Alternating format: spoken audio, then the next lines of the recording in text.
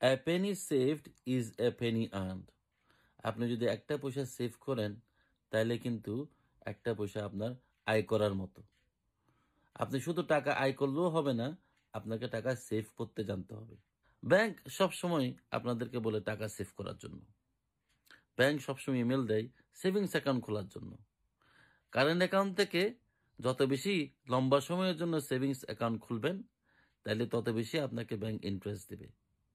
আচ্ছা, ব্যাংক আপনাকে যে বুদ্ধি দেয়, ব্যাংক যে আপনাকে বুদ্ধি দেয় টাকা সেভ করার জন্য, ব্যাংক নিজে যদি এই অ্যাডভাইসটাকে সে যদি কাজে লাগায়, ব্যাংক যদি নিজেই নিজের কাছে যত টাকা আছে সে যদি সব টাকা নিজেই সেভ করে বসে থাকে, ব্যাংকের জন্য কি লাভ হবে না ক্ষতি হবে বলেন তো?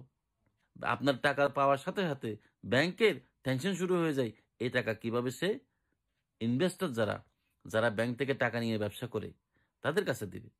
তাহলে এত লম্বা কাহিনী না করে আপনি ব্যাংকে রাখবেন, ব্যাংক আপনার টাকা নিয়ে একটা ইনভেস্টর একটা ব্যবসায়ী খুঁজবে, ওই ব্যবসায়ী ব্যাংক থেকে টাকা নিয়ে ব্যবসা করবে, তারপরে ওই ব্যবসায়ী আপনার কাছ থেকে আপনাকে দিবে 5% সুদ, ওই ব্যবসায়ীর কাছ থেকে নেবে 7% সুদ, মাঝখানে 2% ব্যাংকের লাভ। এটা না করে আপনার মধ্যে কি অতটুকু বুদ্ধি নাই যে আপনি নিজের ব্যবসাটা নিজে করবেন?